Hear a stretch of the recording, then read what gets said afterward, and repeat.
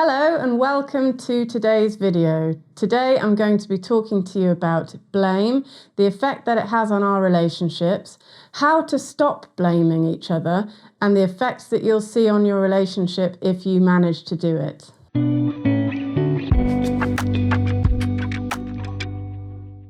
In my work with couples over the years, I've noticed a certain theme emerge.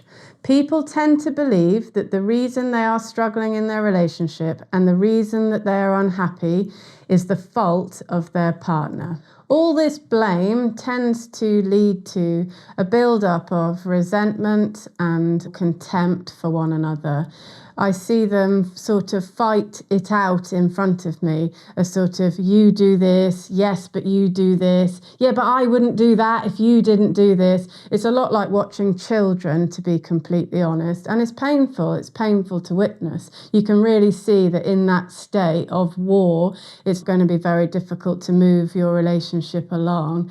And I guess we all want to feel ultimately positive about our partners and to feel like the relationship is somewhat harmonious.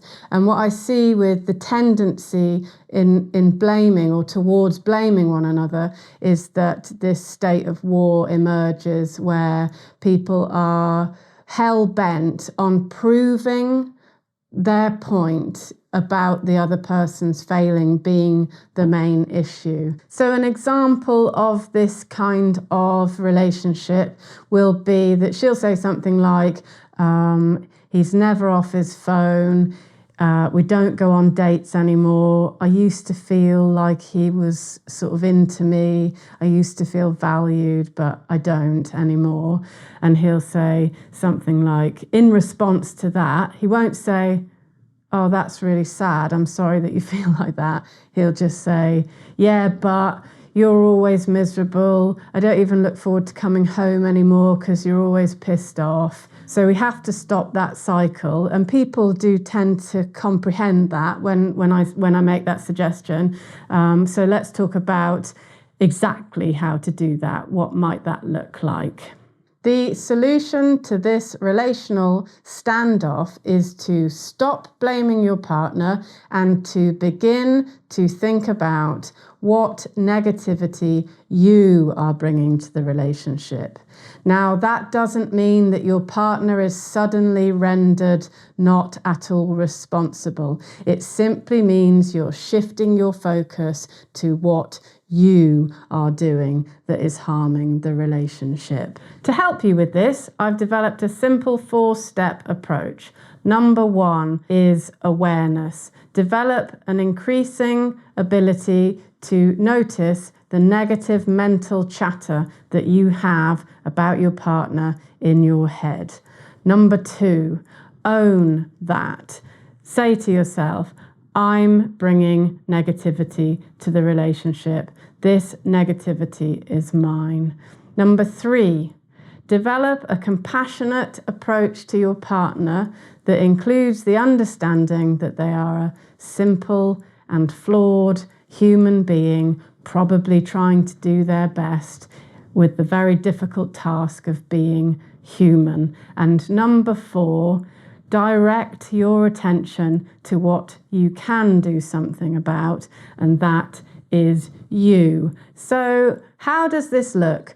For me, it was a moment of real profound clarity. I noticed in a very short space of time that I was guilty of this kind of negativity and that it was having an enormous impact on my relationship with my husband. And in a very short space of time, I made the decision to just simply stop doing it. Every time I became aware of those negative thoughts and criticism that I had for Russ, I just stopped doing it. I noticed it, I dropped it, and what it did over time was sort of free up an enormous amount of emotional energy, and it changed our relationship fundamentally and positively to this day. It's simply not something I do anymore. Maybe when I'm a bit hormonal. I couldn't say that it's never in the hormonal weeks. It's definitely a thing. But generally, I don't think of all the things that I don't like about my husband, because